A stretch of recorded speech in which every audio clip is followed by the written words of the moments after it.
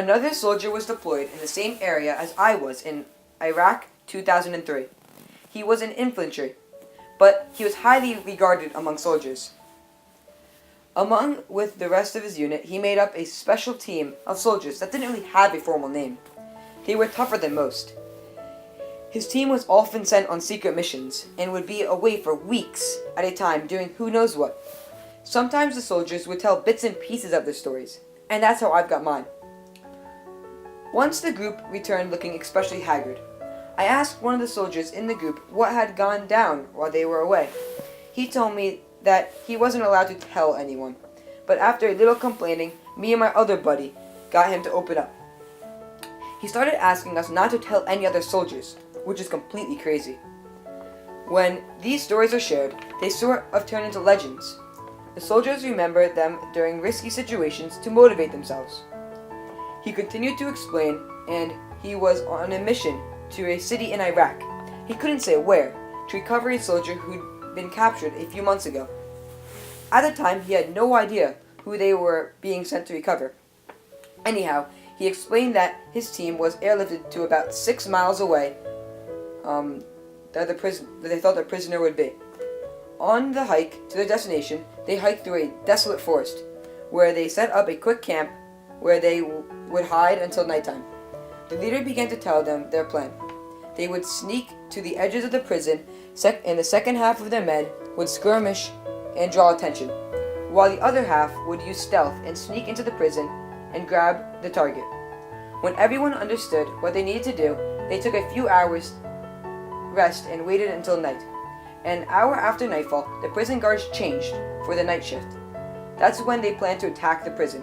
They expected the guards to be confused and all to come rushing to the sound of gunfire of the skirmish half of the group. And that's exactly what happened. 4 of the group broke off and started to fight near the usual entrance of the prison. The other 4 watched the tens of guards poured in towards the sound of gunfire. The plan was working flawlessly so far, and they stuck to the rear entrance.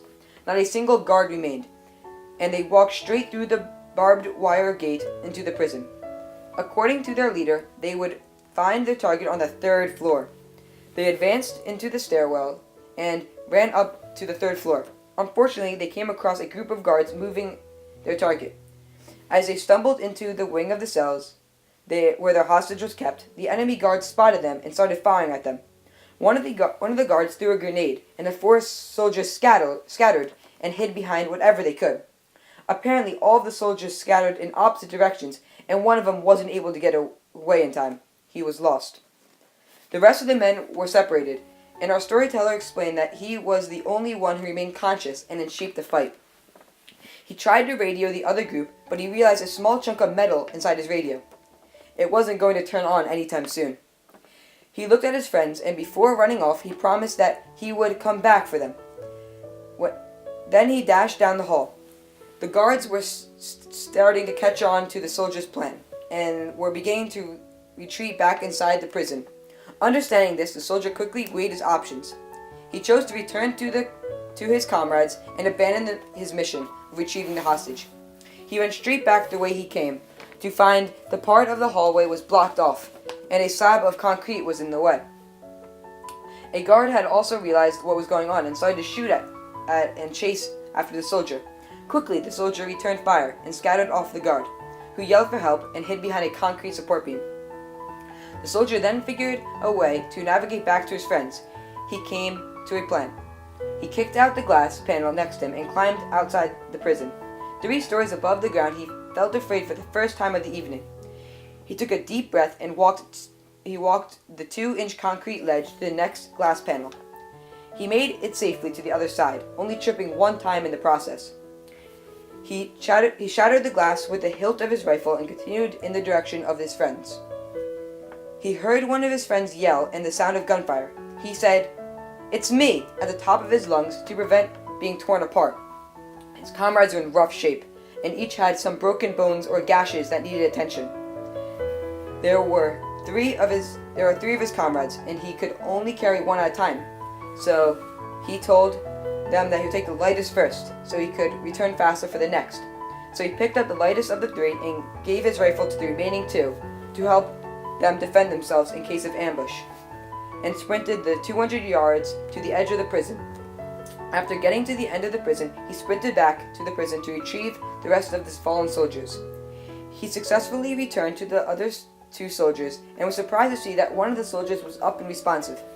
He was unable to run, but he was well enough to shoot and walk back with a small limp.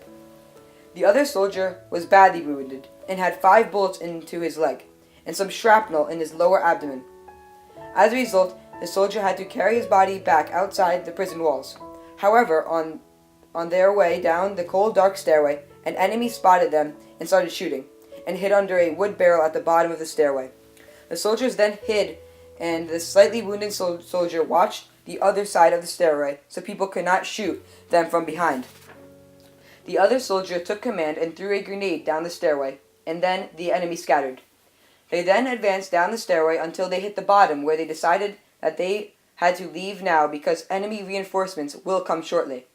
So they made their move down the hallway, where there are many cells and rooms. The slightly injured soldier looked thoroughly through every room. All of the rooms were clear, and they made their way out of the prison and into the forest.